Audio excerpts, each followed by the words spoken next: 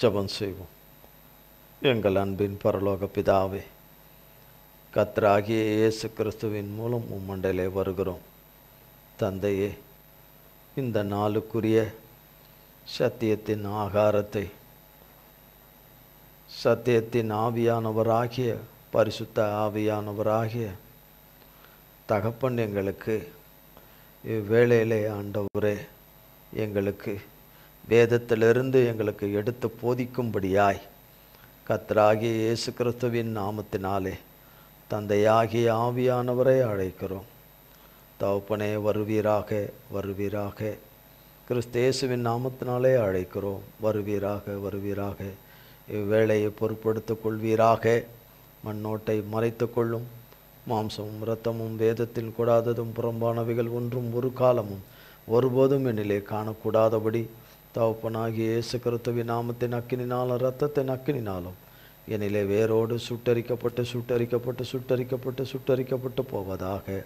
உம்முடைய நாமமும் இரத்தமும் உம்முடைய வார்த்தையும் வசனமும் உம்முடைய மன்னிப்பும் கிருபையும் இரக்கமும் தயவும் உடைய கருணையும் கடாட்சியமும் ஆண்டவுடைய காருண்யமும் ஆண்டவரே உம்முடைய அபிஷேகமும் உம்முடைய கிருபா வரங்களும் உம்முடைய சாரமும் சத்துவமும் பலனும் ஆரோக்கியமும் உம்முடைய ஜீவனும் வெளிச்சமும் உம்முடைய பேரன்பும் உம்முடைய தெய்வீக பிரசன்னத்தின் நிறைவும் ஆண்டவரே அடியானையும் ஆண்டவரே ஆராதனையிலே பங்கு பெறுகிற யாவரையும் முற்றுமுடிய ஆட்கொள்வதாக, ஆளுகை செய்வதாக. உம்முடைய வருகை பரியந்தமும் நீங்காதபடி இருக்க கிருபை செய்வீராக. எங்கள் பிதா குமாரன் பரிசுத்த ஆவியானவராய் மூவராய் ஒன்றாய் இருக்கிற எங்கள் இயேசு மகாராஜாவுடைய நாமம் மட்டுமே மகிமைப்படுவதாக. இயேசு கிறிஸ்துவின் மூலம் செபிக்கிறோம் பிதாவே. ஆமென், ஆமென், ஆமென். கர்த்தருடைய நாமத்திற்கு ஸ்தோத்திரம். கர்த்தராகிய தேவன் நமக்கு அவன் நுகத்தை முறித்து உன் கட்டுகளை அறுப்பேன் என்று. அவன் என்றால் சாத்தான்.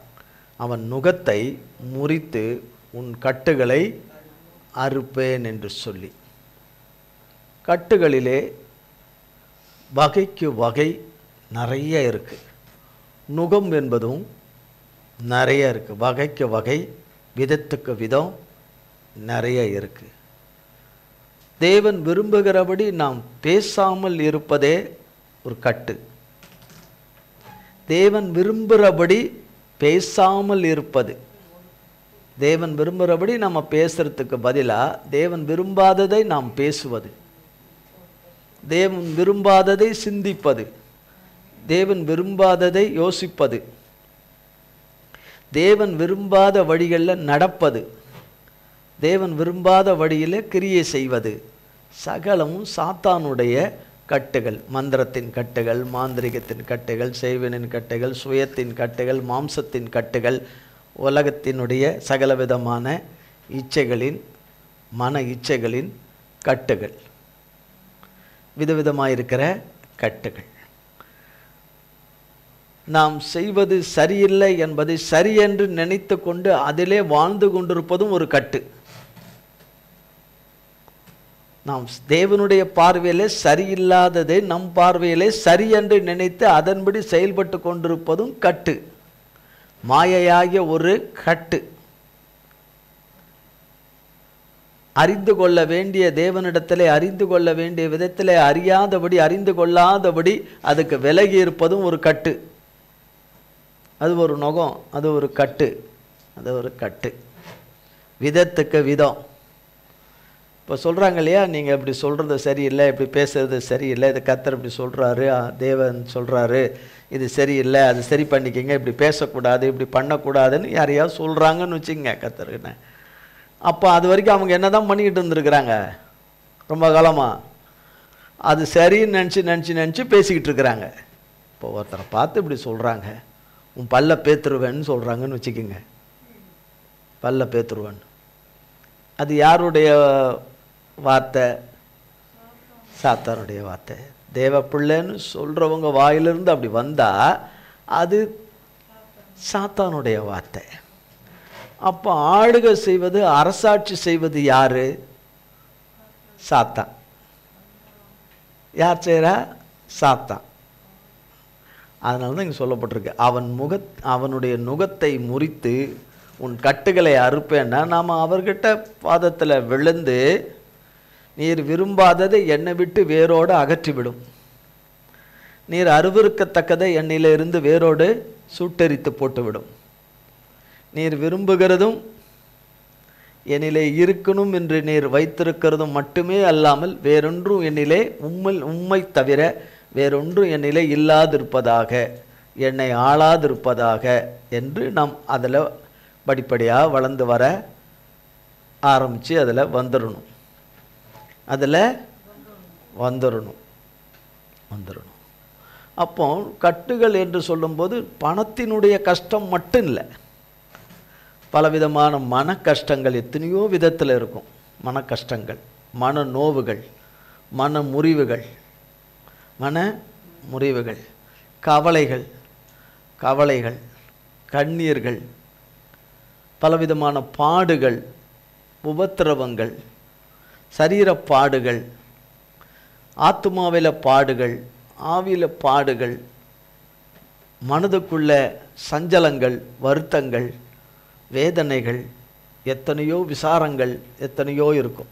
அதுக்கு தான் முதலே சொன்னது, வகைக்கு வகை இருக்கும், வகைக்கு வகை இருக்கும். விபச்சாரம், வேசித்தனம், காம இச்சை, இதெல்லாமே சாத்தானுடைய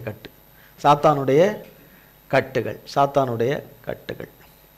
அப்போ பொருளாசைகள் சாத்தானுடைய கட்டுகள், சகல விதமான கட்டுகள். அப்போ அவரவரை கர்த்தர் பார்க்கும்போது என்ன கட்டுகள் அவர்களிலே, எந்தெந்த கட்டெல்லாம் கர்த்தருடைய அன்பினாலே கட்டப்பட்டிருக்கிற கட்டை தவிர மற்ற கட்டெல்லாம் கர்த்தருடைய வார்த்தையின்படி உன் கட்டுகளை அறுப்பேன் என்று. வேதம் வாசிக்க முடியாமல் இருப்பதும் ஒரு கட்டு தான்.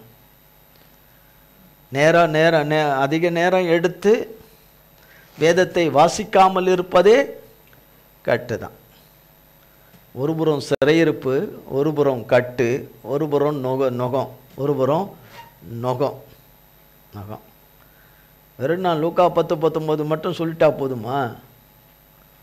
லூக்கா 10:19 சொன்னால் அந்த லூக்கா 10:19 நம்ம இதில் வேலை செய்யணும்னா நம்ம அவர் சொன்னபடி நடந்தால் தான் லூக்கா 10:19 வேலை செய்யும். நான் 7-70 தடவை சொல்லிட்டா வேலை செஞ்சிடாது. அவருக்கு பிரியமாக நடந்தால் தான் லூக்கா 10:19 வேலை செய்யும்.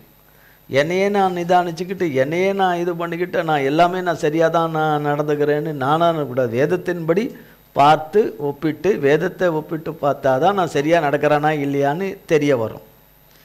இந்த கண்ணாடியில், வேத கண்ணாடியில் பார்த்தா தான், இந்த பரிசுத்த கண்ணாடியில் பார்த்தா தான் நான் பரிசுத்தமாக நடக்கிறேன்னா, உண்மையாக நடக்கிறேன்னா, உத்தமமாக நடக்கிறேன்னா, நீதியாக நடக்கிறேன்னா, சத்தியமாக நடக்கிறேன்னா, இல்லை சுயமாக நடக்கிறான்னா, வஞ்சகனாக இருக்கிறான்னா, ஏமாத்துறானான்னு இந்த கண்ணாடியில் பார்த்தா தான் தெரியும். இந்த பரிசுத்த வேத கண்ணாடியில் பார்த்தா தான் தெரியும். அப்போ உன் கட்டுகளை அறுப்பேன் என்று, உன் கட்டுகளை, உன் நுகத்தை முறித்து உன் கட்டுகளை அறுப்பேன் என்று சொல்லி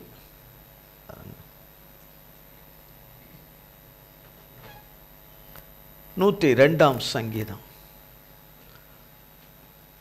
19ஆம் வசனம்.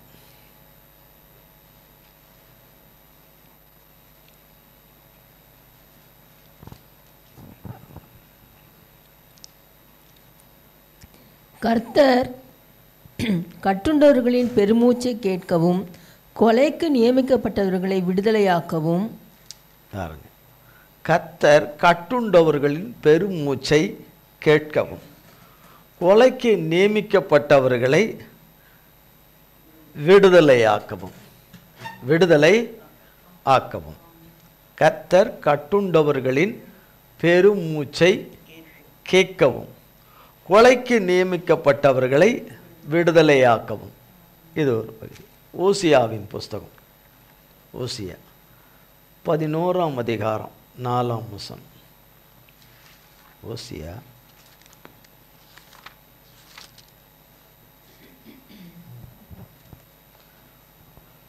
மனுஷரை கட்டி இழுக்கிற அன்பின் கயிறுகளால் நான் அவர்களை இழுத்தேன்.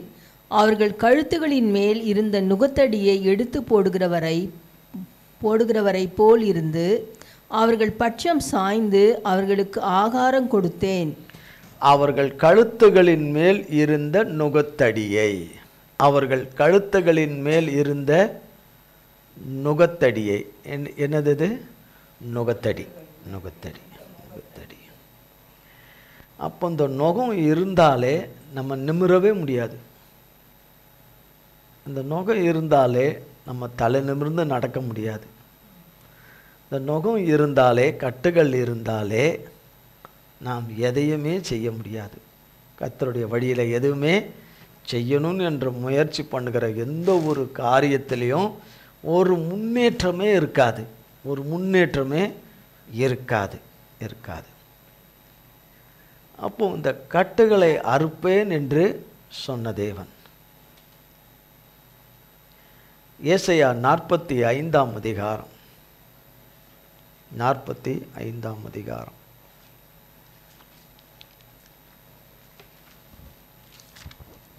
1ஆம் வசனம். கர்த்தராகிய நான் அபிஷேகம் பண்ணின கோரேசுக்கு முன்பாக ஜாதிகளை கீழ்ப்படுத்தி ராஜாக்களின் இடைக்கட்டுகளை அவிழ்க்கும்படிக்கும் அவனுக்கு முன்பாக வாசல்கள் பூட்டப்படாதிருக்க கதவுகளை திறந்து வைக்கும்படிக்கும் அவனை பார்த்து அவன் வலது கையை பிடித்து கொண்டு அவனுக்கு சொல்லுகிறதாவது. கடந்த வாரம் பார்த்தோம், ஆனால் ஞாபகம் இருக்காது. கடந்த வாரம் இந்த வசனத்திலிருந்து தான் பேசப்பட்டது, தேவ கிருபையில் பேசப்பட்டது. ஆனால் அது நமக்கு என்னவா இருக்காது? நேற்று ராத்திரி பேசுனதே ஞாபகம் இருக்காது. நீங்கள் போன ஞாயிற்றுக்கிழமை காலையில் பேசுனது எங்கே ஞாபகம் இருக்கும்? அதுக்கடையில் நாங்கள் நிறைய பேசிட்டோமே, நிறைய கேட்டுட்டோம். கேட்கக்கூடாததை கேட்டுட்டோம், பேசக்கூடாததை பேசிட்டோம். அதனால் தேவன் பேசுனது எங்களுக்கு எங்கே இருக்கும்? உள்ள எங்களுக்கு உள்ள எங்கே இருக்கும்? இருக்காது. எங்களுக்கு போன வாரம் காலையில் கர்த்தருடைய ஆவியானவர் நமக்கு என்ன பேசினார், நம்ம இடத்துல என்ன சொன்னார்ன்றது எங்கே இருக்குது அது அப்படின்னு சொல்லிட்டு, அது எங்கே இருக்குது அப்படின்ட்டு அதையும் தான் கர்த்தருக்கு நன்றாக தெரியும். கர்த்தர் சொல்கிற வார்த்தை, கர்த்தராகிய நான் அபிஷேகம் பண்ணின கோரேசுக்கு. அபிஷேகம் பண்ணின கோரேசுக்கு போன வாரம் சொன்னார். கர்த்தருக்கு பயந்து அவர் வழியில் நடக்கிற யாவரும், நான் நடக்கிறேன்னு நம்ம சொல்லிக்கலாம். ஆனால் கர்த்தர் தான் நம்மளை பார்த்து சொல்லணும், அவன் எனக்கு பயந்து நடக்கிறவன், அவன் எனக்கு பயந்து நடக்கிறவன் சொல்லணும். கர்த்தருக்கு பயந்து நடக்கிறவன், கர்த்தர் முன்குறித்திருக்கிற அவருடைய பரிசுத்த நோக்கத்துக்கு முன்குறித்து, பூமியில் முன்குறித்து வைத்திருக்கிற தெரிந்து கொண்டிருக்கிற பிள்ளைகள், அவராலே தெரிந்து கொள்ளப்பட்ட பிள்ளைகள் அத்தனை பேரும் கோரேசுன்னு சொன்னார் போன வாரம். இப்போ தான் ஒரு லைட் எரியுது. இப்போ ஒரு லைட் எரியுது. இப்போ தான் எல்லாருமே அது ஆண் பிள்ளைகளானாலும் பெண் பிள்ளைகளானாலும் எல்லாரும் தேவ சித்தத்தில் பிறந்தவர்கள் அத்தனை பேரும் கோரேசுகள் என்று சொன்னார். அப்போ காலம் கடந்து சென்று விட்ட ஒரு கோரேசை குறித்த, ஒரு ராஜாவை குறித்து மட்டும் இங்கே சொல்லலை. கர்த்தர் ஜீவனோடு கூட உயிரோடு கூட அவராலே வைத்திருக்கிற அவருடைய பிள்ளைகளுக்காக இது எழுதி வச்சிருக்கிறார். நம்ம எல்லாருக்காகவும் எழுதி வச்சிருக்கிறார். அப்போ கர்த்தராகிய நான் என்ன, அவர் நான் இல்லை, கர்த்தராகிய நான் அபிஷேகம் பண்ணின, கர்த்தர் அபிஷேகம் பண்ணின. கர்த்தர் அப்போ அபிஷேகம் பண்ணுகிறார் என்றால் ராஜாதி ராஜா, அபிஷேகநாதன், அபிஷேக தேவன் அபிஷேகம் பண்ணுகிறார் என்றால் அவர் காரியமாக அபிஷேகம் பண்ணுறார். அவர் வேலைக்காக அபிஷேகம் பண்ணுறார். அவருடைய பணியை செய்கிறதுக்கு அபிஷேகம் பண்ணுறார். அவர் நாமம் மகிமைப்படும்படி அபிஷேகம் பண்ணுறார். அவர் எதை மனதில் வைத்திருக்கிறாரோ, எதை மனதிலே தன்னுடைய விருப்பத்தை, தம்முடைய ஒவ்வொரு கோரேசுகளை குறித்து விருப்பங்களை வைத்திருக்கிறாரோ, அந்த விருப்பங்களை எல்லாம் அவர்களிலே நிறைவேற்றுவதற்கு அபிஷேகித்திருக்கிறார். இந்த அபிஷேக ஆவியானவருடைய எண்ணெய் இல்லாமல் எந்த கோரேசும் செயல்பட முடியாது. எந்த வயதா இருந்தாலும் எந்த வயதிலையும் அந்த எண்ணெயாகிய தகப்பனாகிய பரிசுத்த ஆவியானவர் அபிஷேகமாகிய அவர் இருந்தாதான் தேவன் தெரிந்து கொள்ளப்பட்ட பிள்ளைகளை நடக்க முடியும். அந்த வழியில் சத்துருவை எதிர்க்க முடியும். கர்த்தருடைய நாமத்தினால எண்ணெயாகிய ஆவியானவரால் எதிர்க்க முடியும், ஜெயிக்க முடியும். இல்லைன்னா மேற்கொள்ளவும் முடியாது, ஜெயிக்கவும் முடியாது. அப்போ எண்ணெயாகிய ஆவியானவருடைய அபிஷேகத்தை ஊற்றியிருக்கிற கர்த்தர் கோரேசுக்கு ஊற்றியிருக்கிறார். ஊற்றி கோரேசுக்கு முன்பாக ஜாதிகளை கீழ்ப்படுத்தி, ஜாதி என்று சொன்னால் இதுக்கு இன்னொரு அர்த்தம் இருக்குது. ஜாதினா உலக பிரகாரமாய் நாம் சொல்லுகிற அந்த அது அல்ல, இது வேற, இது வேற. கீழ்ப்படுத்தி, அதை கீழ்ப்படுத்தி ராஜாக்களின் இடைக்கட்டுகளை அவிழ்க்கும்படி, ராஜாக்களின் இடைக்கட்டுகளை. அப்போ அவங்களுக்கும் என்ன இருக்கு? ராஜாக்கள் என்ன? ஒரு மேன்மக்கள், உயர்ந்த மக்கள், ஒரு நல்ல நிலையில் இருக்கிறவங்க, நல்ல ஸ்திதியில் இருக்கிறவங்க, ஒரு பொறுப்பில் இருக்கிறவங்க, ஒரு அதிகாரத்தில் அப்படி வகைக்கு வகை பிரிச்சுக்கிட்டு போகலாம். கர்த்தருடைய பிள்ளைகள் எல்லாமே ராஜாக்கள் தான். கர்த்தரால் தெரிந்து கொள்ளப்பட்ட பிள்ளைகள் எல்லாருமே யாரு? ராஜாக்களும் ராஜாத்திகளுமா இருக்கிறோம். ராஜாக்களும் ராஜாத்திகளுமாய் இருக்கிறோம். அவங்க கட்டுகளை அவிழ்க்கும்படி, அவங்க கட்டுகளை அவிழ்க்கும்படி தனிப்பட்ட முறையில் கோரேசுடைய ஞானத்தினால, பலத்தினால, கோரேசுடைய ஆவியினால கட்டுகளை அவிழ்க்க முடியாது. அபிஷேக நாதனாகிய ஆவியானவராலே, எண்ணெயாகிய ஆவியானவரால் தான் கட்டுகள் கழல முடியும். கட்டுகள் கழலும், கட்டுகள் அறுக்கப்படும், கட்டுகள் அருந்து விழும். இல்லைன்னா அருந்து விழாது, இல்லைன்னா கட்டுகள் அவிழ்ந்து விழாது. அப்போ இடைக்கட்டுகளை அவிழ்க்கும்படி அவனுக்கு முன்பாக வாசல்கள் பூட்டப்படாதிருக்க. கோரேசுடைய பார்வைக்கு வாசல்கள் பூட்டப்பட்டிருக்குது. வாசல் என்று சொன்னால் அதுக்கு நிலைக்கால், வாசல்கள், கதவுகள் எல்லாம் சேர்ந்து தான் வாசல். வாசல், கதவு, வாசக்கதவு. ஒரு மனுஷனுடைய வாழ்க்கையில் தேவன் வைத்திருக்கிற நன்மையான ஈவுகள் எல்லாம், கிருபையின் ஈவுகள் உள்ளே நுழைவதற்கு வழி அதுதான். அதன் வழியாக தான் உள்ள வரும். ஒரு வீட்டுக்கு ஒரு வாசல் வழியாக தானே உள்ள வருவோம். ஒரு கேட் இருந்தாலும் அது ஒரு வழி. கேட்டை கடந்து வந்து கதவை திறந்து வந்தால் உள்ள நுழையிற வழி, உள்ளே பிரவேசிக்கிற வழி இல்லையா? உள்ளே பிரவேசிக்கிற வழி. அதுக்குத்தான் வாசல்கள், கதவுகள் என்று சொல்லப்படுது. அப்போ கோரேசுகளுக்கு முன்பதாக சில வேளைகளில் கதவுகள் அடைக்கப்பட்டது போல இருக்கு. ஆனால் கர்த்தர் பார்வையில் அது திறந்த கதவு. அது திறந்த கதவு தான். அது தேவனால திறந்த கதவு. தேவன் திறந்ததுனால வேற யாரும் அடைக்க முடியாத கதவு என்பது, தேவன் திறந்து வச்சிருக்கிற கதவு என்பது தேவன் தெரிய பண்ணும் போதுதான் அவரவர் கண்களுக்கு அது தெரியும். அவரவர்கள் கண்களுக்கு வாழ்க்கையில் புலப்படுகிற நேரத்தில் தான் புலப்படும். வெளிப்படுகிற நேரத்தில் தான் கதவு, திறந்த கதவை தான் கர்த்தர் வச்சிருந்திருக்கிறார். கல்வாரி சிலுவையில் தம்மையே பலியாக, ஜீவ பலியாய் கொடுத்து தம்முடைய சரீரத்தை பிற்க கொடுத்த கர்த்தருடைய இரத்தத்தினால, பிற்கப்பட்ட கிறிஸ்துவின் சரீரத்தினால கிடைச்ச பாக்கியம் இது. மனுஷராகிய நமக்கு கிடைச்ச, அவராலே கிடைச்ச பாக்கியம் அது, பாக்கியம். அப்போ வாசல்கள் பூட்டப்படாதிருக்க கதவுகளை திறந்து வைக்கும்படி அவனை பார்த்து அவன் வலது கையை பிடித்து கொண்டு அவனுக்கு சொல்லுகிறதாவது என்றுதான் இந்த வசனம் இந்த அதிகாரத்தில் இப்படியாய் ஆரம்பிக்குது. ஆண்டவருடைய பிள்ளைகளுக்கு பார்க்கும் பொழுது கதவே திறக்காது போல் இருக்குது, வாசலே திறக்காது போல் இருக்குது, நம் வாழ்க்கையில் நன்மையே வராது போல் இருக்குது, மீட்பு வராது போல் இருக்கு, விடுதலையே வராது போல் இருக்கு, பிரச்சனையே தீராது போல் இருக்கு, வியாதியே போகாது போல் இருக்குது, கடன் தொல்லை நம்மளை விட்டு நீங்காது போல் இருக்குது, குடும்ப பிரச்சனை நம்மளை விட்டு தீராது போல் இருக்குது, எல்லை பிரச்சனை நம்ம விட்டு தீராது போல இருக்கு, நில பிரச்சனைகள் நம்ம விட்டு தீராது போல இருக்கு, வாடகை பிரச்சனைகள் நம்ம விட்டு தீராது போல இருக்குது, அவரவருக்குள்ள இருக்கிற வழக்குகள் தீராதது போல இருக்குது, வேலையில் இருக்கிற பிரச்சனைகள் தீராதது போல இருக்குது.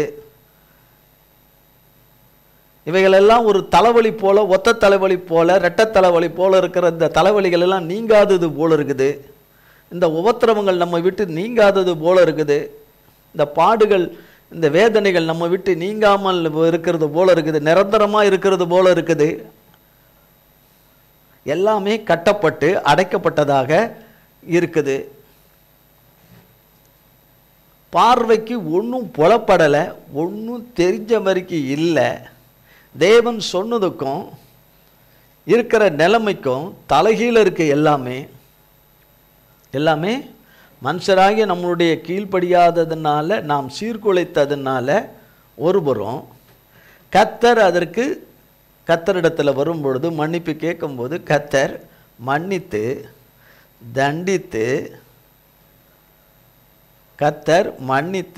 தண்டித்து சுத்தமாக்கி, நன்றாக கழுவி சுத்தமாக்கி கர்த்தர் தாம் சொன்னதற்கு மேலே நிறைவேற்றுறது தான் கர்த்தர், நிறைவேற்றுகிறவர் தான் கர்த்தர்.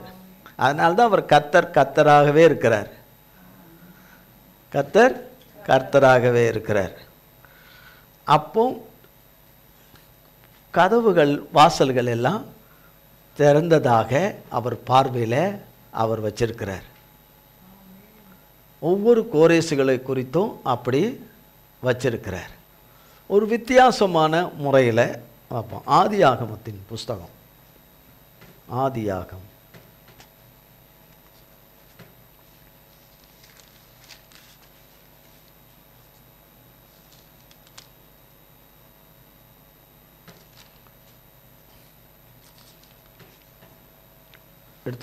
18ஆம் அதிகாரம்.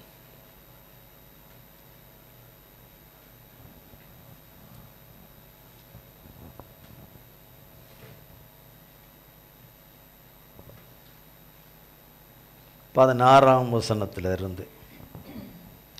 பின்பு அந்த புருஷர் எழுந்து அவ்விடம் விட்டு சோதோமை நோக்கி போனார்கள். ஆபிரகாமும் அவர்களோடே கூட போய் வழிவிட்டு அனுப்பினான். அப்பொழுது கர்த்தர், ஆபிரகாம் பெரிய பலத்த ஜாதியாவதினாலும் அவனுக்குள் பூமியில் உள்ள சகல ஜாதிகளும் ஆசீர்வதிக்கப்படுவதினாலும் நான் செய்ய போகிறதை ஆபிரகாமுக்கு மறைப்பேனோ? கர்த்தர் ஆபிரகாமுக்கு சொன்னதை நிறைவேற்றும்படியாய் அவன் தன் பிள்ளைகளுக்கும் தனக்கு பின்வரும் தன் வீட்டாருக்கும் நீங்கள் நீதியையும் நியாயத்தையும் செய்து கர்த்தருடைய வழியை காத்து நடவுங்கள் என்று கட்டளையிடுவான் என்பதை அறிந்திருக்கிறேன் என்றார். பின்பு கர்த்தர் சோதோம் கொமோராவின் கூக்குரல் பெரிதாயிருப்பதினாலும் அவைகளின் பாவம் மிகவும் கொடிதாயிருப்பதினாலும் நான் இறங்கி போய் என்னிடத்தில் வந்து எட்டின அதன் கூக்குரலின்படியே அவர்கள் செய்திருக்கிறார்களோ இல்லையோ என்று பார்த்து அறிவேன் என்றார். அப்பொழுது அந்த புருஷர் அவ்விடம் விட்டு சோதோமை நோக்கி போனார்கள். ஆபிரகாமோ பின்னும் கர்த்தருக்கு முன்பாக நின்று கொண்டிருந்தான். அப்பொழுது ஆபிரகாம் சமீபமாய் சேர்ந்து, துன்மார்க்கனோடே நீதிமானையும் அழிப்பீரோ? பட்டணத்துக்குள்ளே ஒருவேளை 50 நீதிமான்கள் இருப்பார்கள். அதற்குள் இருக்கும் அந்த 50 நீதிமான்கள் நிமித்தம் ரட்சியாமல் அந்த ஸ்தலத்தை அழிப்பீரோ? துன்மார்க்கனோடே நீதிமானையும் சங்கரித்து உமக்கு தூரமாயிருப்பதாக, சங்கரிப்பது உமக்கு தூரமாயிருப்பதாக. நீதிமானையும் துன்மார்க்கனையும் சமமாய் நடப்பித்து உமக்கு நடப்பிப்பது உமக்கு தூரமாயிருப்பதாக. சர்வலோக நியாயாதிபதி நீதி செய்யாதிருப்பாரோ என்றான். அதற்கு கர்த்தர், நான் சோதோமில் 50 நீதிமான்களை கண்டால் அவர்கள் நிமித்தம் அந்த ஸ்தலம் முழுவதையும் ரட்சிப்பேன் என்றார். அப்பொழுது ஆபிரகாம் பிரதியுத்தரமாக, இதோ தூளும் சாம்பலுமாய் இருக்கிற அடியேன் ஆண்டவரோடே பேச துணிந்தேன். ஒருவேளை 50 நீதிமான்களுக்கு 5 பேர் குறைந்திருப்பார்கள். அந்த 5 பேர் நிமித்தம் பட்டணம் முழுவதையும் அழிப்பீரோ என்றான். அதற்கு அவர், நான் 45 நீதிமான்களை அங்கே கண்டால் அதை அழிப்பதில்லை என்றார். அவர் பின்னும் அவரோடே பேசி, 40 நீதிமான்கள் அங்கே காணப்பட்டாலோ என்றான். அதற்கு அவர், 40 நீதிமான்கள் நிமித்தம் அதை அழிப்பதில்லை என்றார். அப்பொழுது அவன், நான் இன்னும் பேசுகிறேன், ஆண்டவருக்கு கோபம் வராமல் இருப்பதாக. 30 நீதிமான்கள் அங்கே காணப்பட்டாலோ என்றான். அதற்கு அவர், நான் 30 நீதிமான்களை அங்கே கண்டால் அதை அழிப்பதில்லை என்றார். அப்பொழுது அவன், இதோ ஆண்டவரோடே பேச துணிந்தேன், 20 நீதிமான்கள் அங்கே காணப்பட்டாலோ என்றான். அதற்கு அவர், 20 நீதிமான்கள் நிமித்தம் அதை அழிப்பதில்லை என்றார். அப்பொழுது அவன், ஆண்டவருக்கு கோபம் வராதிருப்பதாக, நான் இன்னும் இந்த ஒரு விசை மாத்திரம் பேசுகிறேன், 10 நீதிமான்கள் அங்கே காணப்பட்டாலோ என்றான். அதற்கு அவர், 10 நீதிமான்களின் நிமித்தம் அதை அழிப்பதில்லை என்றார். கர்த்தர் ஆபிரகாமோடே பேசி முடித்த பின்பு போய்விட்டார். ஆபிரகாமும் தன்னுடைய இடத்துக்கு திரும்பினான். அதிகாரம் 18ஆம் அதிகாரம், ஆதியாகமம் 18ஆம் அதிகாரத்தில் நமக்கு சொல்லப்பட்ட வார்த்தை என்ன? அவன் நுகத்தை முறித்து கட்டுகளை அறுப்பேன். அதை தான் விவரமாக சொல்லிட்டு இருந்தார். இவ்வளோ நேரம் நிறைய இருக்குது. எத்தனை கட்டுகள், நுகங்களில் எத்தனை. ஒரு பையன் படிக்க முடியாமல் இருக்கிறதும் ஒரு கட்டு, படித்தது ஞாபகத்தில் வைக்காமல் இருக்கிறதும் ஒரு கட்டு, படிக்க மாட்டேன்னு அடம்பிடிக்கிறதும் ஒரு கட்டு, படிக்காததை படிச்சுட்டேன்னு சொல்கிறது பொய் மட்டும் இல்லை, அது ஒரு பொய்யின் கட்டு. எழுதி பார்த்தியான்னு சொன்னால் எழுதி பார்க்கறதுக்கு அவ்வளோ நோவுது நோவுது நோவுது, கை வலிக்குது, விரல் வலிக்குது, அது வலிக்குது, இன்னும் அதை விட மற்ற வேலைலாம் இருக்குதுன்னு சொல்கிறது சாக்குப்போக்கு கட்டு. சாக்குப்போக்கிலே வகைக்கு வகையான சாக்குப்போக்கு கட்டு. மிஸ் மேலே பழி போடுற ஒரு கட்டு, சரியாக சொல்லி கொடுக்கலேன்னு ஒரு கட்டு, மிஸ்ஸு சரியாக கிளாஸுக்கு வரலன்னு கட்டு, வேறு மிஸ்ஸு வந்தால் நல்லாயிருக்கும் அப்படின்ட்டு சொல்கிறது ஒரு கட்டு. இந்த கிளாஸ்லேருந்து சி செக்ஷன்லேருந்து பி செக்ஷன்லேருந்து என்ன ஏ செக்ஷனுக்கு போட்டிங்கன்னா நல்லாயிருக்கும் அப்படின்னு சொல்கிறது இன்னொரு மாய்மால இது கட்டு.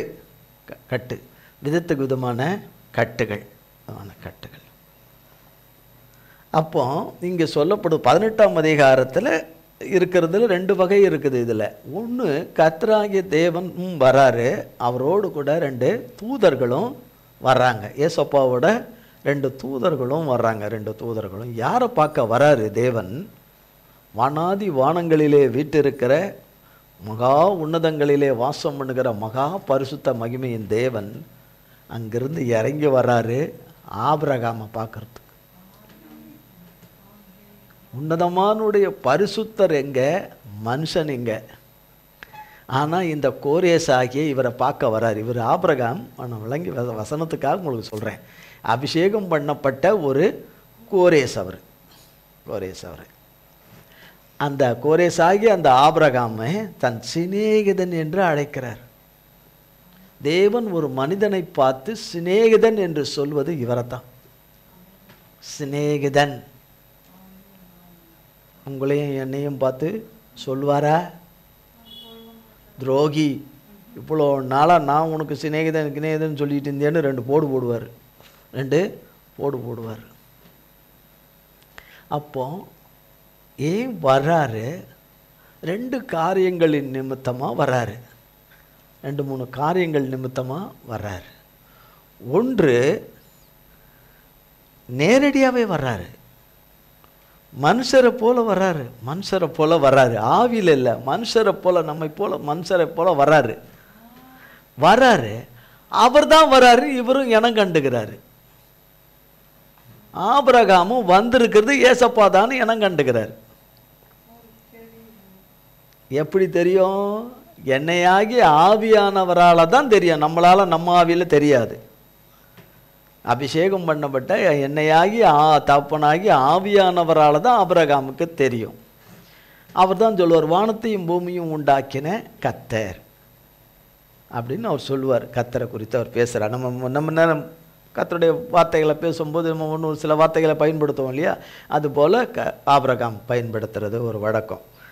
அப்போ கர்த்தர் தான் வந்திருக்கிறார் என்று அறிந்து தான் அங்கே ஆண்டவரே நீங்கள் வாங்க இளைப்பாருங்க கொஞ்சம் இருங்க, இவ்வளோ தூரம் வந்திருக்கீங்களேன்னு இவருக்காக வந்திருக்கிறதுன்னு அவருக்கு தெரியாமல் பேசிகிட்டு இருக்கிறார். வந்து பேசி ஆண்டவரை உபசரிக்கிறார், ஆண்டவரையும் தூதர்களையும் உபசரிக்கிறார். உபசரித்து முடித்த பிறகு தான் பிறகால சொல்கிறார், உன் மனைவிக்கு இந்த மாதிரி குழந்தை இதை சொல்கிறார், பாக்கியத்தை குறித்து சொல்கிறார். வர நாளில் உனக்கு மனைவிக்கு குழந்தை இருக்கும், அந்த காரியங்கள் எல்லாம் அதில் சொல்கிறார். அது நம்ம நேரம் வேறு மாதிரி போகும். அது ஒரு காரியம். இன்னொரு முக்கியமான காரியம் என்ன, சோதோம் குமாரா பட்டணத்தை அழிக்க போகிறார் கர்த்தர். அந்த நகரத்தை அழிக்க போகிறார். அந்த 2 சோதோம் குமாரா என்ற நகரங்களை அழிக்க போகிறார் கர்த்தர். அதில் இருக்கிற ஜனங்க ஒருத்தரையும் உயிரோட கூட வைக்காதபடி, அவர்களுடைய பாவங்கள், அக்கிரமங்கள், விபச்சாரங்கள், வேசித்தனங்கள், அவர்களுடைய பலவிதமான பாவங்களிலே விதவிதமான பாவங்கள், ஆணோடு ஆண் பெண்ணோடு பெண் என்று தாங்க மாட்டாத சகிக்க மாட்டாத பாவங்களுடைய நிறைவு எக்கச்சக்கமாக இருந்ததுனால தேவன் அதை அழிக்கும்படி முடிவெடுத்துட்டார். அவர்கள் அப்படியெல்லாம் செய்கிறார்களா, அப்படிலாம் இருக்கிறார்களா நான் பார்க்க வந்ததாக இங்கே வசனத்தில் பார்க்குறோம். ஆனால் அவருக்கு அங்கிருந்தே எல்லாமே தெரியும். ஆனால் அவர் வந்ததே ஆபிரகாமுக்காக தான்.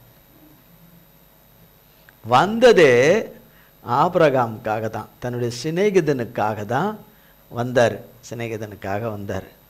வந்து வசனம் சொல்லுகிறது 18ஆம் வசனத்தில், நான் செய்ய போகிறதை ஆபிரகாமுக்கு மறைப்பேனோ. நான் செய்ய போகிறதை, அதை நான் செய்யனா கர்த்தர் செய்ய போகிறதை, நான் செய்ய போகிறதை ஆபிரகாமுக்கு மறைப்பேனோ என்று சொல்கிறார். சொல்லிட்டு 20ஆம் வசனத்தில் சொல்கிறார், பின்பு கர்த்தர் சோதோம் குமாராவின் கூக்குரல் பெரிதாய் இருப்பதினாலும் அவைகளின் பாவம் மிகவும் கொடியதாய் இருப்பதினாலும் நான் இறங்கி போய் என்னிடத்தில் வந்து எட்டின அந்த கூக்குரலின்படியே அவர்கள் செய்திருக்கிறார்களோ இல்லையோ என்று பார்த்தறிவேன் என்றார். அவர் எல்லாவற்றையும் அறிந்து தான் இதை சொல்கிறார். யாருக்காக? ஆபிரகாம்கிட்ட இதை சொல்கிறார். ஒன்று சொல்கிறார், நான் உங்கள்கிட்ட மறைப்பேனோன்றார்.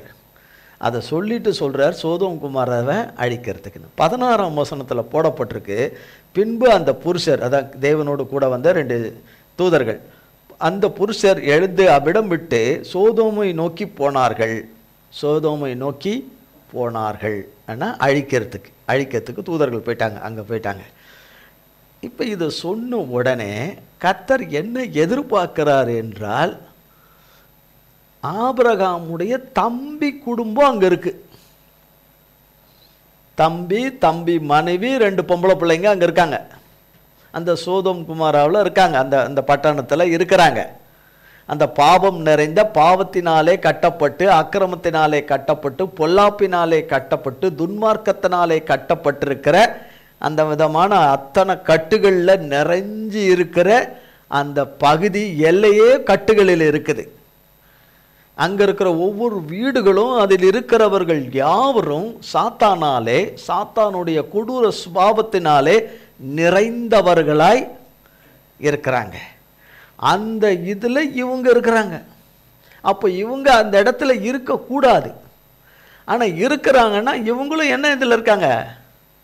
அந்த பாவத்தை செய்யாவிட்டாலும் கட்டுகளில் இருக்கிறாங்க. இவங்களும் எதில் இருக்காங்க? கட்டுகளில் இருக்கு. அதுலேருந்து வெளியே வர மனதில்லாத கட்டு. அங்கே நல்ல வருமானம் இருக்குது என்கிறதுனாலே அதை விட்டு வர மனதில்லாத இன்னொரு கட்டு. அங்கே நல்ல தொழில் சம்பாத்தியம் இருக்கிறதுனால அதை விட்டு பிரிய மனதில்லாத ஒரு கட்டு. இப்படிப்பட்ட நுகத்திலும் கட்டுகளிலும் இருக்கிறாங்க அவங்க. இப்படிப்பட்ட நுகத்திலும் கட்டுகளில் இருக்கிறாங்க. அதான் சரி, பிரிய மனதில்லாமல் இருக்கிறாங்க. இப்போ அந்த இடத்துக்கு, அந்த சோதோம் குமாரா பட்டணத்து மக்களுக்கு இப்போ தேவன் அழிக்க போறாருன்னு யாருக்குமே தெரியாது. தேவன் அழிக்க போறாருன்னு யாருக்கும் தெரியாது. அங்க இருக்கிற லோத்து நீதிமான், ஆபிரகாமுடைய தம்பி மகன், கர்த்தருக்கு முன்பாக ஒரு நீதிமான். அவர் மனைவி பிள்ளைகளை பற்றிலாம் சொல்லலை. அவர் நீதிமான். லோத்து ஒரு நீதிமான், கர்த்தருடைய மகன். அவர் ஒரு கோரேஸ்.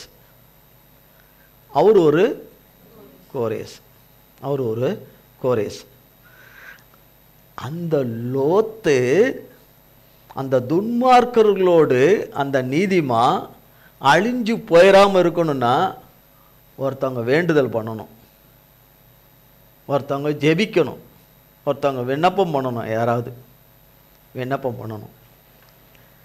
அதனால் ஒரு பக்கம் அந்த துன்மார்க்கரை அழிக்கிறதுக்கு கூட கர்த்தருக்கு மனசார விருப்பம் இல்லை.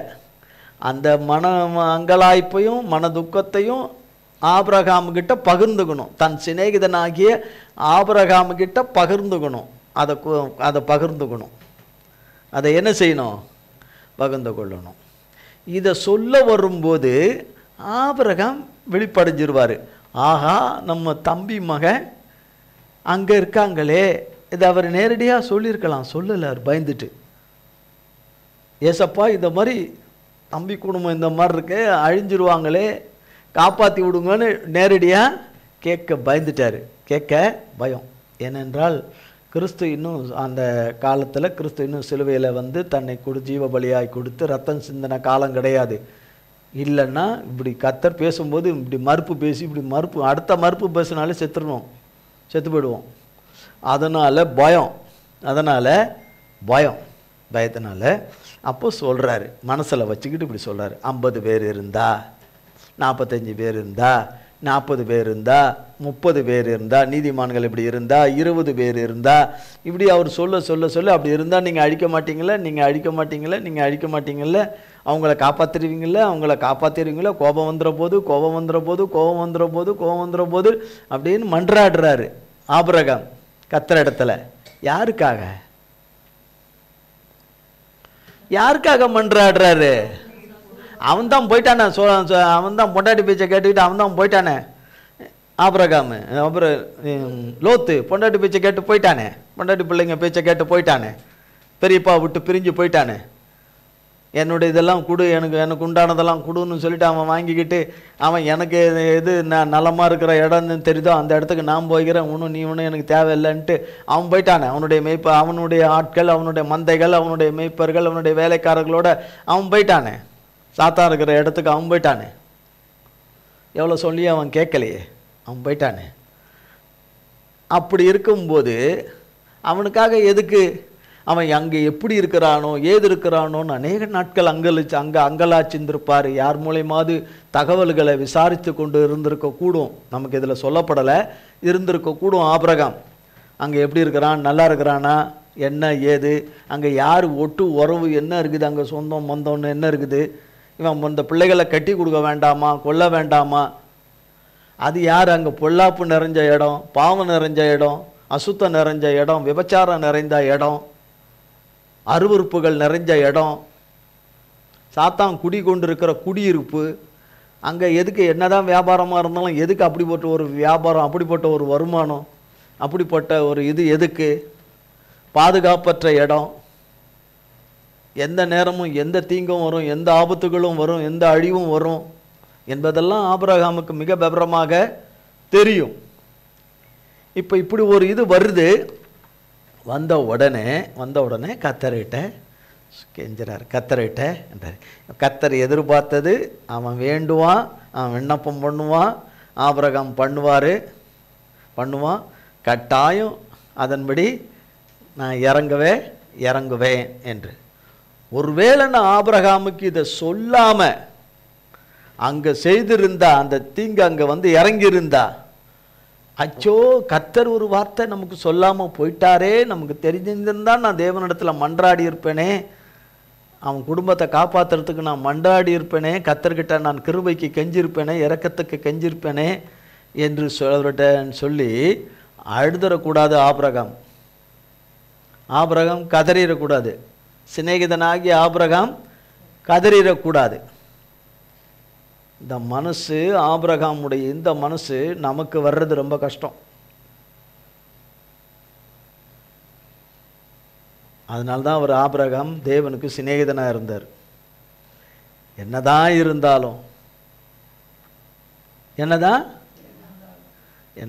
இருந்தாலும் அவன் யார்? அவன் லோத்து யார் ஆபிரகாமுக்கு? ஆமாம், மப்பும் மந்தாரமாக இருக்கக்கூடாது. அவன் யார்? தம்பி குடும்பம், அழிஞ்சிடக்கூடாது. அவன் அறியாமல தெரியாமல அவன் பிரிஞ்சு போயிருந்தாலும் அவன் நல்லா இருக்கட்டும், அவன் நல்லா இருக்கட்டும், அவன் நல்லா இருக்கட்டும். ஆபிரகாமை தவிர வேற யாராவது லோத்துக்காக கேட்டிருந்தா கண்டிப்பாக இறங்கியிருக்க மாட்டார் கத்தர். ஏன்னா அப்போ அந்த அளவுக்கு யாரும் கத்தருக்கு பயந்திருந்த குடும்பங்கள் நபர்கள்லாம் பூமியில் ரொம்ப கம்மி, கேட்டிருக்க மாட்டார். ஆனால் கேட்டுட்டார், கத்தர்கிட்ட கேட்டுட்டாரு. அதை நிமித்தம் அழிப்பதில்லை. அப்போ கத்தரும் நீ லோத்துக்காக தானே கேட்குறேன்னெலாம் திருப்பி சொல்லலை. எதுவுமே நீ சொல்கிறதெல்லாம் நீ உன் தம்பி குடும்பத்தான் நீ என்கிட்ட கேட்டுக்கிட்டு இருக்கிறேன்னு அவர் கேட்டுட்டு, அவர் வந்த நோக்கங்கள் எல்லாம் சரி, அவர் மனசில் அவர் பட்டதெல்லாம் நிறைவேறும்படி வந்துட்டு அவரோடு கூட பேசி நம்மை போல கடந்து போயிட்டார். 19ஆம் அதிகாரம் 1 அந்த 2 தூதரும் சாயங்காலத்திலே சோதோமுக்கு வந்தார்கள். லோத்து சோதோமின் வாசலிலே உட்கார்ந்திருந்தான். அவர்களை கண்டு லோத்து எழுந்து எதிர்கொண்டு தரை மட்டும் குனிந்து, ஆண்டவன்மார்களே, அடியேனுடைய வீட்டு முகமாய் நீங்கள் திரும்பி உங்கள் கால்களை கழுவி ராத்தங்கி காலையில் எழுந்து பிரயாணப்பட்டு போகலாம் என்றான். அதற்கு அவர்கள், அப்படியல்ல, வீதியிலே ராத்தங்குவோம் என்றார்கள். அவன் அவர்களை மிகவும் வருத்தி கேட்டுக்கொண்டான். அப்பொழுது அவனிடத்திற்கு திரும்பி அவன் வீட்டிலே பிரவேசித்தார்கள். அவன் புளிப்பில்லா அப்பங்களை சுட்டு அவர்களுக்கு விருந்து பண்ணினான். அவர்கள் புசித்தார்கள். பாருங்க, 3 வசனம் வாசித்திருக்கிறோம். தூதர்கள், கத்தர் அனுப்பின 2 தூதர்கள். ஒரு தூதன் எப்படி இருப்பானோ அதை பார்க்குற அந்த விதமாக அவங்க வரலாங்க. மனுஷனை போல வர்றாங்க, மனுஷனை போல மனுஷ சாயல்ல வர்றாங்க. தூதன் எப்படி இருப்பானோ, தேவனிடத்தில் தூதர்கள் வகைக்கு வகை இருக்கிறாங்க. அது வேற. இந்த தூதர்கள் எப்படி இருப்பாங்களோ அவங்க இருக்கிற பிரகாரமாகவே அவங்க வரல. தோற்றத்தில் அவங்க இருக்கிற பிரகாரமாக. ஏன்னா தூதர்கள் ஜெயின்ஜாண்டிக்காக இருப்பாங்க. அதிலும் வகைக்கு வகை இருக்கிறாங்க. சும்மா ஒரு புரிதலுக்கு சொல்கிறேன். இப்போ ஒரு 10 மாடி உயரம் உள்ள தூதர்களும் இருக்கிறாங்க, 50 மாடி உயரம் உள்ளவங்க இருக்கிறாங்க, 100 மாடி உள்ளவங்களும் இருக்கிறாங்க, 500 மாடி உயரம், 1000 மாடி உயரம் உள்ளவங்களும் இருக்காங்க, 5000 மாடி உயரம் உள்ளவங்களும் இருக்காங்க, வானவிலாவில் உயரம் உள்ளவங்களும் இருக்காங்க. எவ்வளவு? வானம் உயரம் உள்ளவங்களும் இருக்காங்க. இப்படி ஏராளமான தூதர்கள், வகைக்கு வகை தூதர்கள் இருக்காங்க கத்தர்கிட்ட. வகைக்கு வகை இருக்கிறாங்க. என்ன சரிங்களா? 4 சட்டைகள், 2 சட்டைகள், 6 சட்டைகளை உடைய தூதர்கள்லாம் இருக்கிறாங்க. ஒரு சட்டை இங்கேருந்து நம்ம வீட்டை விட நீளமாக இருக்கும் ஒரு சட்டை. அப்படி தூதர்கள் இருக்கிறாங்க. அந்த தூதர்கள், அந்த தேவன் சிருஷ்டித்த இந்த தூதர்களுடைய அமைப்பு எப்படியோ அந்த அமைப்பின்படி அவங்க வரல. நம்மை போல ஒரு மனுஷரை போல அவங்க வர்றாங்க அந்த இடத்துக்கு. இவர் சோதோமுடைய பட்டணத்தை, அந்த நகரத்தை, அந்த பட்டணம், அந்த நகரத்தினுடைய வாசல், என்ட்ரன்ஸ், அந்த வாசல்ல உக்காந்துருக்கிறார் இவர். சோதோம் இல்லை, யாரு? லோத்து உட்காந்துருக்கார். நீதிமானாகிய லோத்து உக்காந்துருக்கிறார். அவருக்கு அங்கே என்ன வேலை என்று நம்ம கேட்கலாம். நமக்கு தெரியாது. அங்கே உட்காந்துருக்கிறார். இவங்க உள்ள நுழையிறாங்க, தூதர்கள் உள்ள நுழையிறாங்க. தூதர்கள் நடந்து போகணுன்றதெல்லாம் கிடையாது. அங்கே இருக்கணும்னு நினைச்ச மாத்திரத்தில் அங்கே இருப்பாங்க, அவ்வளோதான். அங்கே இருக்கணுன்ற நேரத்தில் அங்கே இருப்பாங்க, அங்கே இருப்பாங்க. இப்போ ஒரு அடுத்த நாட்டில் அங்கே இருக்கணும் அப்படின்ற மாத்திரத்தில் அங்கே இருப்பாங்க. அங்கே இருக்கணும்னு நினைச்ச மாத்திரத்தில் அங்கே இருப்பாங்க, அங்கே இருப்பாங்க. தூதர்கள் அப்படி இருப்பாங்க. சிலர் ரதங்களில் வர்ற தூதர்கள் இருக்கிறாங்க, குதிரைகளில் வர்ற தூதர்கள் இருக்கிறாங்க. விதத்துக்கு விதம் இருக்குது.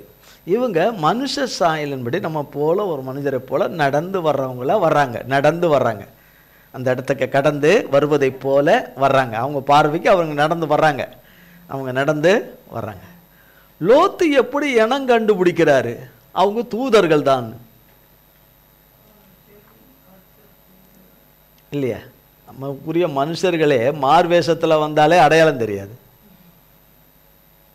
வீட்டு மனுஷரே மாறு வேஷம், மீசை இல்லாதவர் மீசை வச்சுக்கிட்டு, முடி இல்லாதவர் தலைமுடியெல்லாம் வச்சுக்கிட்டு, நல்லா இதெல்லாம் பண்ணிக்கிட்டு, வெறும் லுங்கியும் சட்டமாக இருக்கிறவர் கோட் சூட்டெல்லாம் போட்டுக்கின்னு அப்படி வந்தால் அவர் நமக்குரியவர்னு பார்ப்போமா? அவரை எதில் பார்த்துருக்குறோம்? லுங்கியிலையும் சட்டையிலையும் பார்த்துருக்கிறவரை, கோட்டு சூட்டிலையும். மீசை இல்லாதவர் மீசை வச்சுக்கிட்டு, முடி இல்லாதவர் தலையில் முடி வச்சுக்கிட்டு, முடியோடு கூட அப்படி பார்த்தா, அப்படி மாறு வேஷத்தில் வந்தால் நம்ம இனம் கண்டுபிடிப்போமா?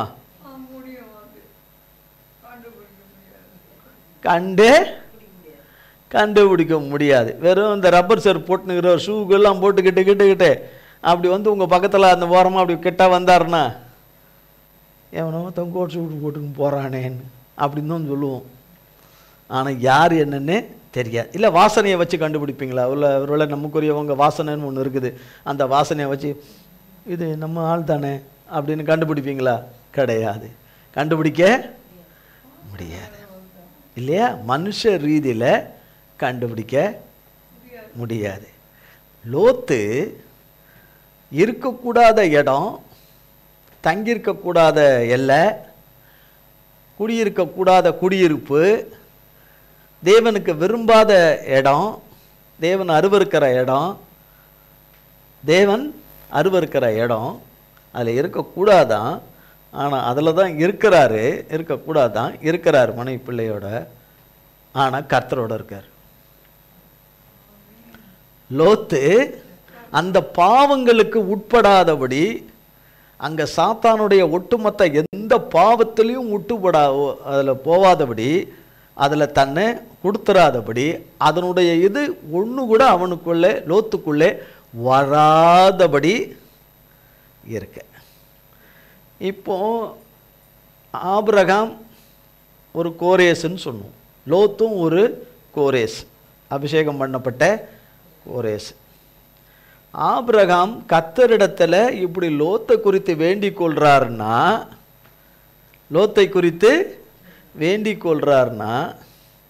கர்த்தர் நேரடியாக வரும்போது, நேரடியாக வர்றதுக்கு முன்னாடி அவர் கர்த்தரை நோக்கி, பிதாவாகிய தேவனை நோக்கி அவர் விண்ணப்பமும் ஜபமும் பண்ணும்போது லோத்துக்கு அனுதினமும் பண்ணிக்கிட்டு தான் இருந்திருப்பார்.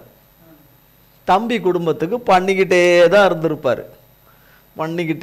இருந்திருப்பார். அவனை அதில் காத்துக்குங்க, அவன் பிள்ளைகளை காத்துக்குங்க, அந்த அசுத்தத்திலேருந்து காத்துங்க, அந்த பாவத்திலேருந்து காத்துங்க, அந்த பொல்லாத துன்மார்க்கர் உடைய கரங்கள்லேருந்து காத்துக்குங்க, அதன் கண்கள்லேருந்து காத்துக்குங்க. எப்படியோ என்ன விதத்தில் ஜபம் பண்ணியிருப்பாரோ அந்த விதத்தில் ஜபம் பண்ணியிருப்பார்.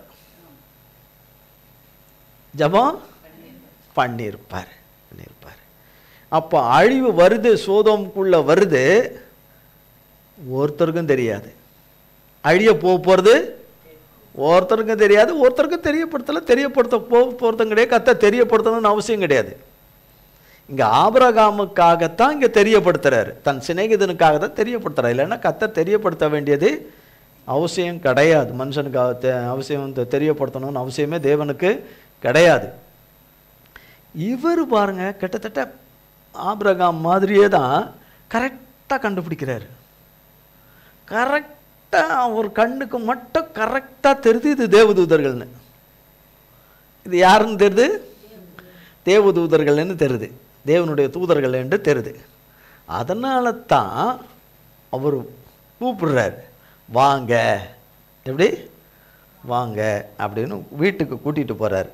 அந்த யூத வழக்கத்தின்படியே காலெல்லாம் கழுவாங்க. பொதுவாக காலெல்லாம் கழுவி அவங்களையெல்லாம் மட்டும் நீங்கள் ராத்தங்கி காலையில் போங்க அப்படின்னு சொல்லி நாங்கள் வீதியில் தங்குவோன்றாங்க தூதர்கள். நாங்கள் வீதியில் தங்குவோன்றாங்க. இல்லை, வருந்தி கேட்டுக்கிட்டாங்க, வீட்டிலே பிரவேசித்தார்கள். அவங்களுக்கு சாப்பாடெல்லாம் பண்ணி எல்லாம் சாப்பாடெல்லாம் மனுஷரை போல் சாப்பாடெல்லாம் சாப்பிட்றாங்க, எல்லாமே சாப்பிட்றாங்க. சாப்பிட்டு புசித்தார்கள். அவர்கள் படுக்கைக்கு போகும் முன்னே, அதை தூங்குறதுக்கு போகும் முன்னே, 4ஆம் வசனத்திலிருந்து, அவர்கள் படுக்கும் முன்னே சோதோம் பட்டணத்து மனிதராகிய வாலிபர் முதல் கிழவர் மட்டுமுள்ள ஜனங்கள் அனைவரும் நானா திசைகளிலுமிருந்து வந்து வீட்டை சூழ்ந்து கொண்டு லோத்தை கூப்பிட்டு, இந்த ராத்திரி உன்னிடத்தில் வந்த மனுஷர் எங்கே? நாங்கள் அவர்களை அறியும்படிக்கு அவர்களை எங்களிடத்தில் வெளியே கொண்டு வா என்றார்கள். பாருங்க, 4 திசையிலிருந்து, நமக்கு எத்தனை திசை இருக்கு? 4 திசை இருக்கு, கிழக்கு, மேற்கு, தெற்கு, வடக்கு. அப்பனா ஒட்டுமொத்த பேரும் அங்கே வந்திருக்காங்க. ஒட்டுமொத்த அத்தனையும் வயதிலிருந்து சிறு பையன்லேருந்து வாலிப பையன்லேருந்து நடு வயதிலிருந்து வயோதிகன் வரைக்கும் மொத்த கூட்டமும் வந்து நிற்குது லோத்து வீட்டு வாசல்ல. லோத்து வீட்டுக்கு வாசல்ல. அவருக்கு ஒரு வாசல் கதவெல்லாம் இருக்குல்ல, இருக்கு இல்லையா? உன் வீட்டுக்கு வந்த மனுஷர் எங்கேன்னா, அப்போ லோத்து கூட்டிகிட்டு போகிறது, 2 பேரையும் தூதர்களை கூட்டிகிட்டு போகிறத யார் பார்த்துருக்கா? அந்த பட்டணத்து மனிதர்கள் கொஞ்சம் பேர் பார்த்துருக்க, எல்லாரும் பார்த்துருக்க மாட்டாங்க, கொஞ்சம் பேர் பார்த்துருப்பாங்க. இந்த பார்த்தவர்கள் கொடுத்த செய்தி கட கட கட கட கட கட கட கட கட கடன்னு பரவுது. நல்லா கேளுங்க, 2 தூதர்களும் ஆம்பளைங்க, அதாவது நம்மளுடைய எதுக்கு ஆம்பளைங்க, பெண் கிடையாது, ஸ்திரீ கிடையாது, பெண் கிடையாது, ஆண்.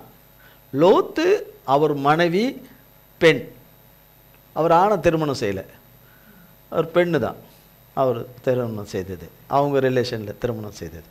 அவருக்கு பிறந்திருக்கிறது 2ம் பொம்பளை பிள்ளைங்க தான், ஆம்பளை பிள்ளைங்க கிடையாது, 2ம் பொம்பளை பிள்ளை தான், பொம்பளை பிள்ளை தான். இவ்வளோ நாள் அந்த வீட்டை அவங்க சூழவே இல்லையே, இவ்வளோ நாள் அந்த வீட்டை அவங்க முற்றுகை போடவே இல்லையே, இவ்வளோ நாள் அந்த வீட்டை முற்றுகை போடவே இல்லையே. ஆண்மகன் என்று சொன்னால் யாரு? லோத்து தான் ஆண்மகன், லோத்து தான் ஆண்மகன். தேவனால யாரும் அவரை நெருங்கி வராதபடி, அவரும் யாருக்கிட்ட நெருங்காதபடி தேவன் அவரை வேலையடித்து கிருபையாய் ஆபிரகாமுக்காக வேலையடித்து எல்லாமே ஆபிரகாமுக்காக தான் காத்து கொண்டு வந்தார். அந்த குடும்பத்தை காப்பாற்றின்னு வந்தார். வந்தது 2 ஆண் மக்கள், 2 பேர் ஆண். அப்போ அந்த ஆண்மகன் யார்? உள்ள வந்தால் யார்?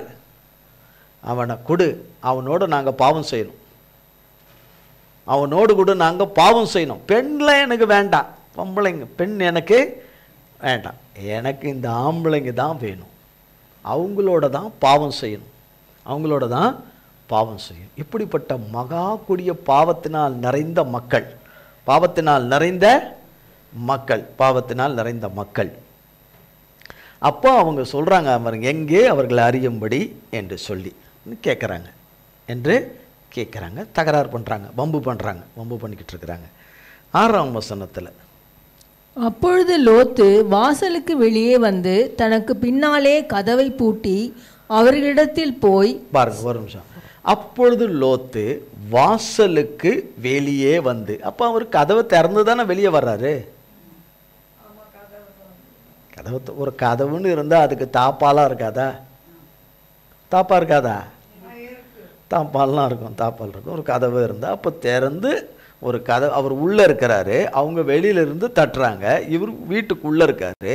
இப்போ கதவை திறக்கிறார், தாப்பாலை திறந்து கதவை திறக்கிறாரு. கதவை திறந்துட்டு இவர் வெளியே போயிட்டாரு. யாரு?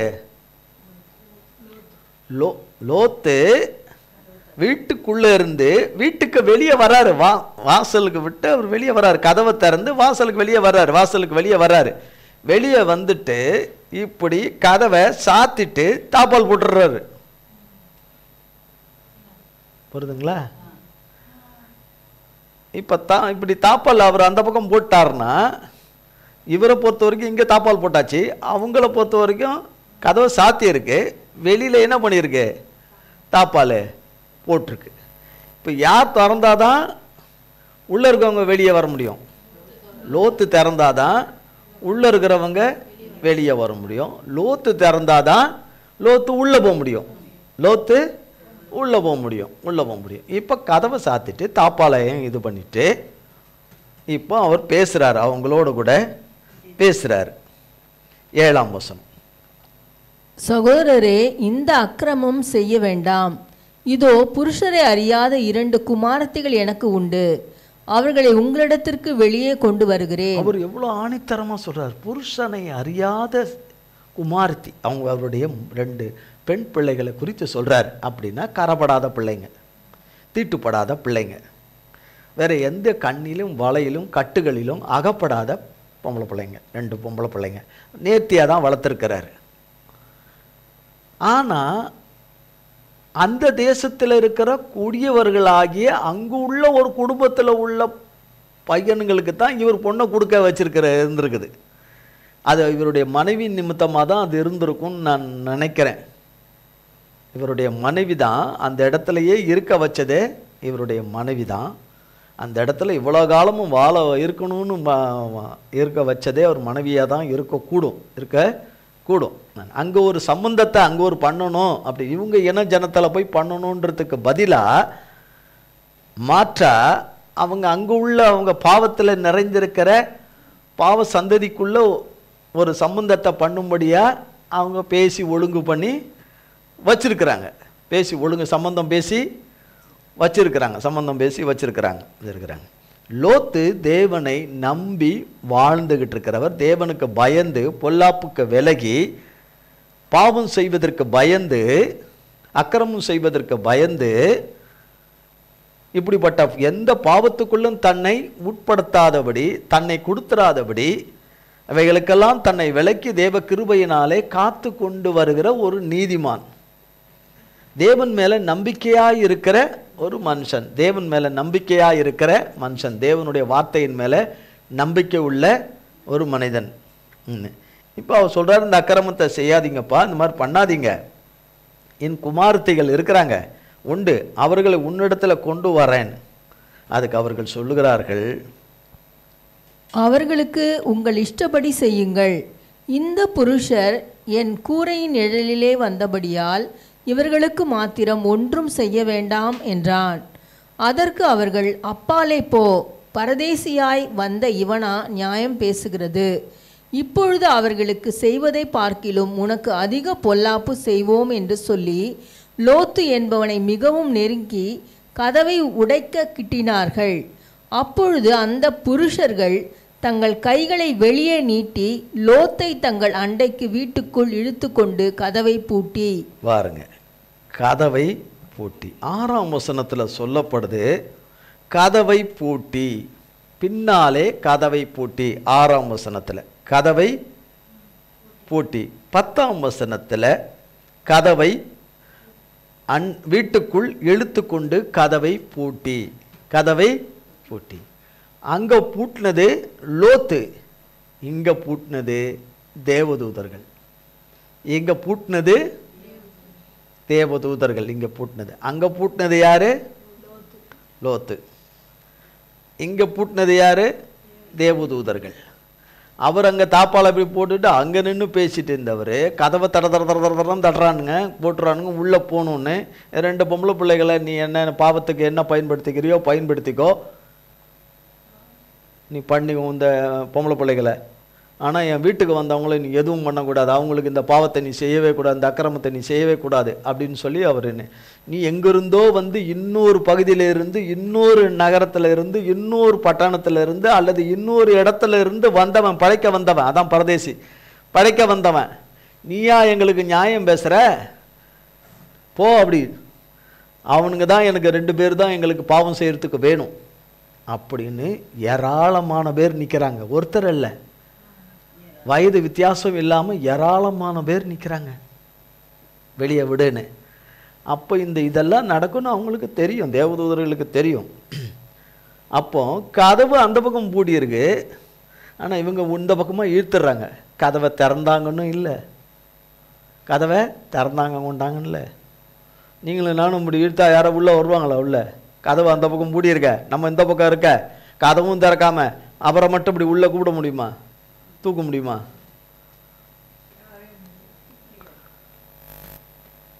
அது யாரால மட்டும் முடியும்? அவரால் மட்டும்தான் முடியும்.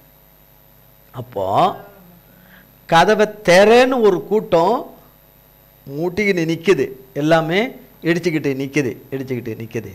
இங்கே கதவு பூட்டப்பட்டாயிடுச்சு, கதவை பூட்டப்பட்டாயிருச்சு. பிறகால அவர் செய்கிற அற்புதம் பாருங்க.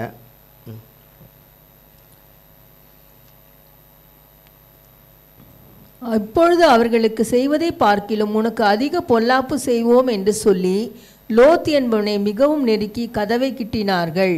அப்பொழுது அந்த புருஷர்கள் தங்கள் கைகளை வெளியே நீட்டி லோத்தை தங்கள் அண்டைக்கு வீட்டுக்குள் இழுத்து கொண்டு கதவை பூட்டி தெருவாசலில் இருந்த சிறியோரும் பெரியோரும் ஆகிய மனிதருக்கு குருட்டாட்டம் பிடிக்க பண்ணினார்கள்.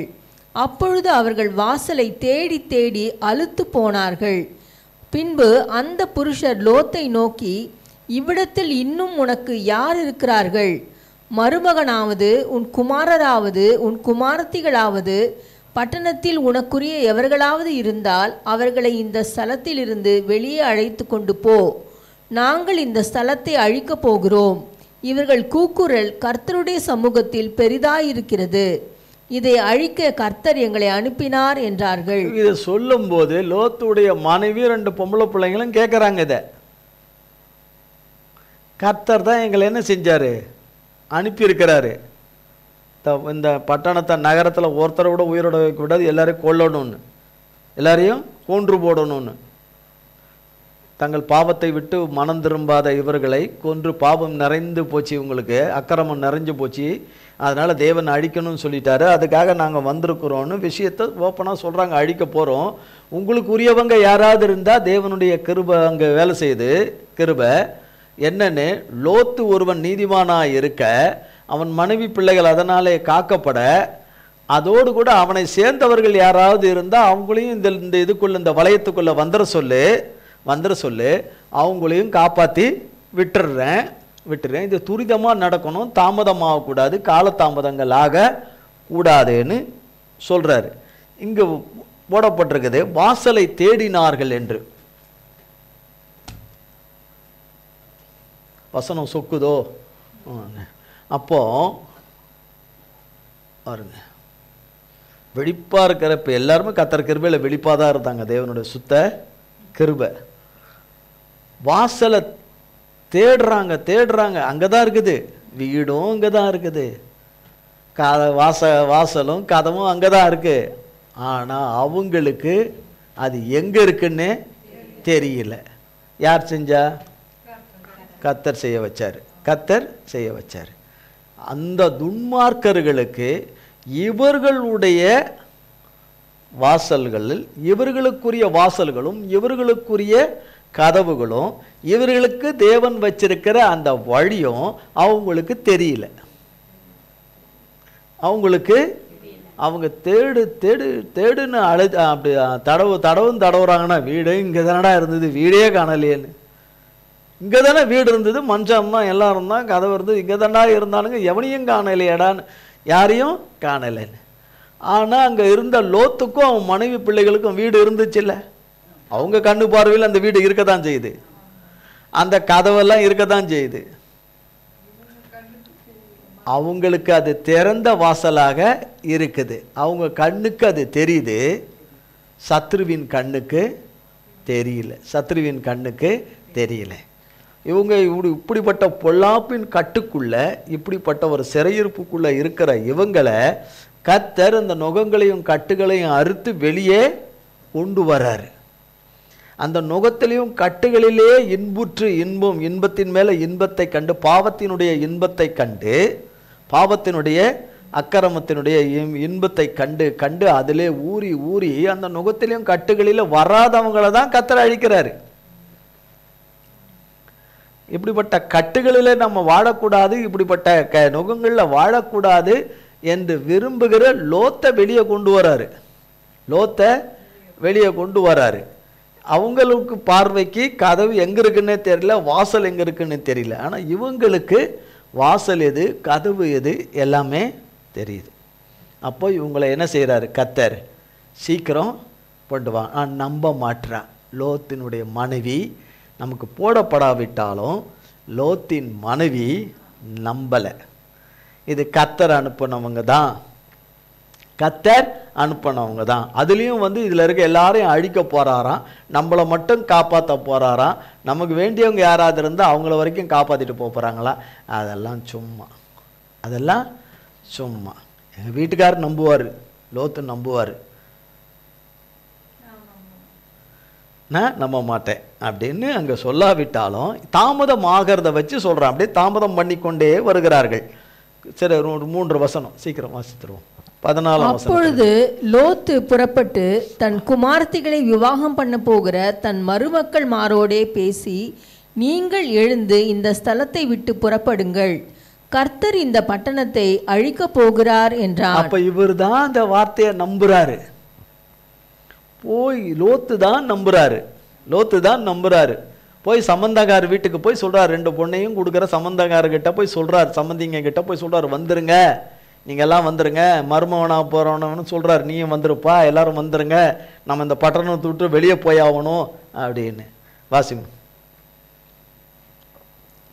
அழிக்க போகிறார் என்றான்.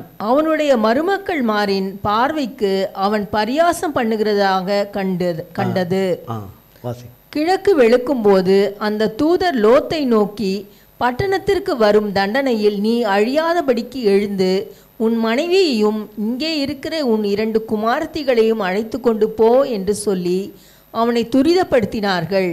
அவன் தாமதித்து கொண்டிருக்கும் போது கர்த்தர் அவன் மேல் வைத்த இரக்கத்தினாலே அந்த புருஷர் அவன் கையையும் அவன் மனைவியின் கையையும் அவன் 2 குமாரத்திகளின் கையையும் பிடித்து அவனை பட்டணத்திற்கு வெளியே கொண்டு போய் விட்டார்கள்.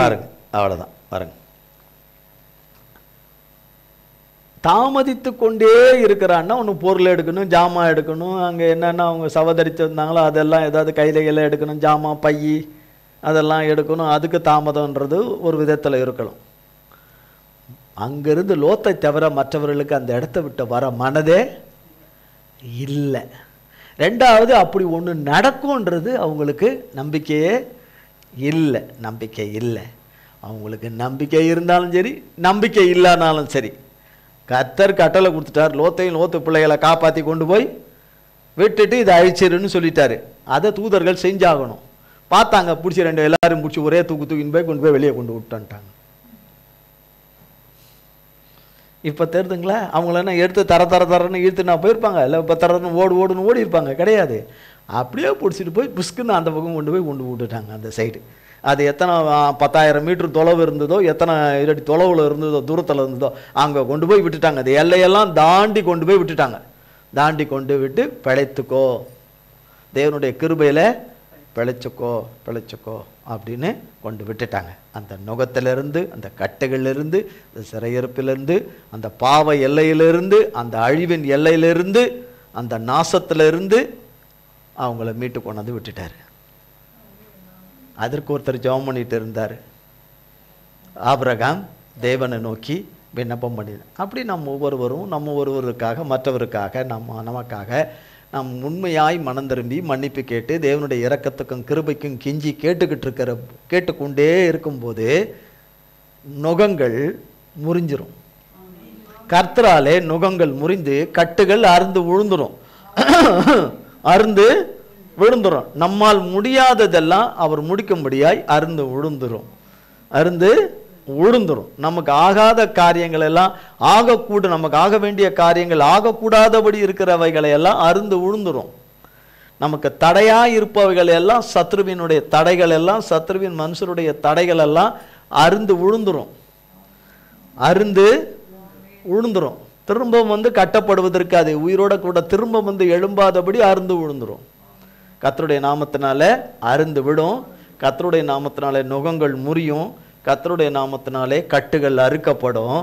வாசல்கள் கர்த்தராலே திறக்கப்பட்டதாக தேவன் காண்கிறதை நாம் காணும்படி செய்வார். நாம் காணும்படி செய்வார். நாம் காணும்படி கர்த்தர் செய்வார். இந்த வார்த்தையினாலே நாம் ஒருவர் பலப்பட்டு கர்த்தருடைய நாமத்தினாலே நிலை நிற்போமாக. கர்த்தர் இந்த வார்த்தைகளை நாம் ஒவ்வொருவருக்கும் பல கோடி மடங்காய் ஆசீர்வதிக்கவே ஆசீர்வதிப்பாராக. ஜெபம் செய்வோம். எங்கள் அன்பின் பிதாவே, கர்த்தராகிய இயேசு கிறிஸ்துவின் மூலமும் மண்டையிலே வருகிறோம். தந்தையாகிய தேவனை, இந்த நாளிலும் வேளிலும் உம்முடைய கிருபையின் கரம், உம்முடைய இரக்கத்தின் கரம், உம்முடைய தயவின் கரம் எங்களை ஆண்டவரை ஆறுதல் படுத்தி, தைரியப்படுத்தி, ஆண்டவரை ஸ்திரப்படுத்தி, சீர்பொருந்த செய்து, நிலை நிற்க செய்து, உயிரடையும்படி செய்து, உயிர்ப்பித்து, ஆண்டவரே நிலை நிற்க செய்து, இந்த நாளின் ஆராதனையை தேவரீர் வந்து ஆராதனைக்குரியவர் நீரே வந்து எல்லாவற்றையும் நடத்தி கொடுத்த மேலான கிருபைகளுக்காய் ஸ்தோத்திரம். பங்கு பெற்ற யாவருக்கும் உம்முடைய மிகுந்த கிருபையின் இரக்கத்தினாலே முடிசூட்டி, நன்மையினாலே எங்கள் ஒவ்வொருவருடைய வாயும் திருப்தியாகத்தக்கதான கிருபையும் பாக்கியத்தையும் உண்டு பண்ணி தருவீராக. எங்கள் வாழ்வில் ஒவ்வொருவருடைய வாழ்வில் இருக்கிற எல்லா நுகங்களும் உமது நாமத்தினாலே முறிந்து போவதாக. எங்கள் வாழ்க்கையில் ஒவ்வொருவரையும் காணப்படுகிற எல்லா கட்டுகளும் கர்த்தருடைய நாமத்தினாலே அருந்து விழுவதாக. கர்த்தருடைய நாமத்தினாலே அருந்து விழுவதாக. கர்த்தருடைய நாமத்தினாலே முற்றிலுமாய் அருந்து விழுவதாக. கர்த்தருடைய நாமத்தினாலே அருந்து விழுவதாக. கர்த்தருடைய நாமத்தினாலே அருந்து விழுவதாக. கர்த்தருடைய நாமத்தினாலே அருந்து விழுவதாக. கர்த்தருடைய நாமத்தினாலே அருந்து விழுவதாக. ஆமேன், ஆமேன், ஆமேன், ஆமேன், ஆமேன், ஆமேன். எல்லா விண்ணப்பங்களையும் ஆண்டவரே உம்முடைய சமூகத்திலே பாதம் அணிந்து ஜெபிக்கிறோம் தூய பிதாவே. ஆமேன், ஆமேன், ஆமேன். என் ஆத்துமாவே கர்த்தரை ஸ்தோத்திரி, என் முழு உள்ளமே பரிசுத்த நாமத்தை ஸ்தோத்திரி. என் ஆத்துமாவே கர்த்தரை ஸ்தோத்திரி, கர்த்தர் செய்த சகல உபகாரங்களை மறவாதே. ஆமேன், ஆமேன், ஆமேன். கர்த்தராகிய இயேசு கிறிஸ்துவின் கிருபையும் பிதாவாகிய தேவனுடைய அன்பும் பரிசுத்த ஆவியானவருடைய அன்யோன்ய ஐக்கியமும் பராமரிப்பும் பாதுகாவலும் என்றென்றைக்கு நம் மனிதர் கூட சதா காலங்களுக்கும் நிலைத்திருப்பதாக. ஆமேன், ஆமேன், ஆமேன். இயேசுவின் ரத்தம் ஜெயம். இயேசுவின் பரிசுத்த நாமத்திற்கே ஸ்தோத்திரம். God bless you.